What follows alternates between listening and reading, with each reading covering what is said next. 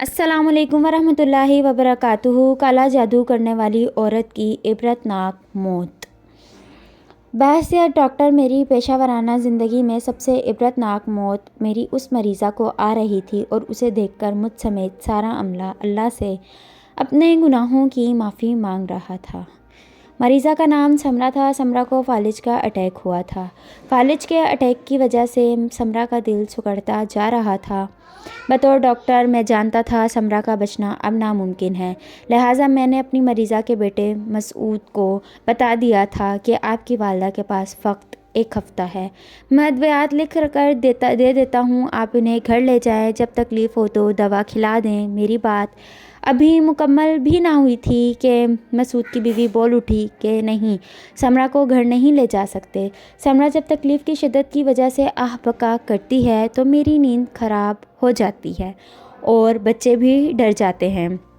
سمرا کی بہو کے سمرا کے بارے میں کہے گئے الفاظ سن کر بے اختیار میرے کانوں تک گئے تھے اور میرے منہ سے استغفر اللہ نکلا تھا۔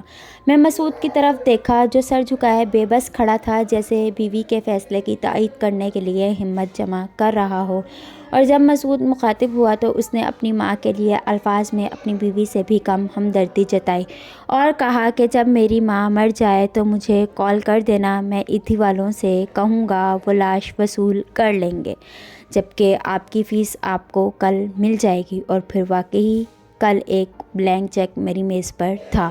دوسری طرف مریضہ کی حالت انتہائی خراب تھی۔ اچانک سے تکلیف کی شدت بڑھ جاتی، کبھی مریضہ کہتی میرے بیٹے مجھے کفن نہ پہناؤ، میں زندہ ہوں، کبھی کہتی میری قبر بہت تنگ ہے، میں اس میں نہ رہ سکتی۔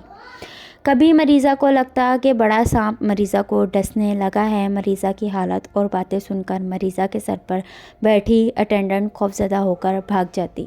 مریضہ کو آج اسپتال میں تیسرا دن تھا اور 3 دن سے مسلسل سارا عملہ اتنا خوفزدہ ہو چکا تھا کہ فیمیل نرسز نے اسپتال میں مزید کام کرنے سے انکار کر دیا۔ مریضہ کی آہ بکا سے باقی مریض بھی پریشان تھے اور عورتیں انتہا کی خوفزدہ تھیں۔ مریضہ کا دل آدھے سے زائد سکڑ چکا تھا، خون کی سپلائی کم ہو چکی تھی اور مریضہ کی تکلیف میں اضافہ ہو چکا تھا۔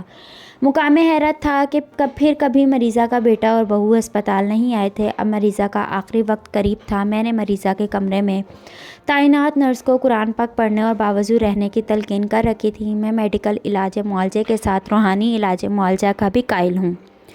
میں چاہتا تھا اس کلام کے صدقے ہی صحیح، مگر میری مریضہ کا آخری وقت پرسکون اور تلاوت قرآن سے مریضہ بہت حد تک پرسکون رہنے لگی، مگر اب بھی سانپ، قبر، کفن، بچھو اور موت کا خوف اس پر سوار تھا۔ یقین کریں کہ جب مریضہ کا دل مکمل سکڑ کر سپلائی دینا بند کر گیا تو مریضہ کی رنگت انتہائی خوفناک ہو گئی تھی۔ مریضہ کی موت واقع ہوئی تھی، انتہائی عبرتناک موت تھی۔ جب مریضہ کے بیٹے کو اطلاع دی گئی تو اس نے یہ کہتے ہوئے آنے سے انکار کر دیا کہ وہ بزنس کے سلسلے میں شہر سے باہر ہے۔ مریضہ کی بہو نے بھی اسپتال میں آنا مناسب نہ سمجھا، مجبوراً مریضہ کی لاش ایدھی والوں کے حوالے کرنا پڑی۔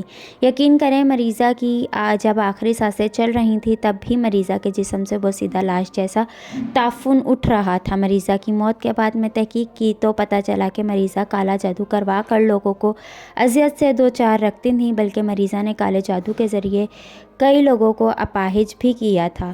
میری دعا ہے اللہ سب کو شیطان کے شر سے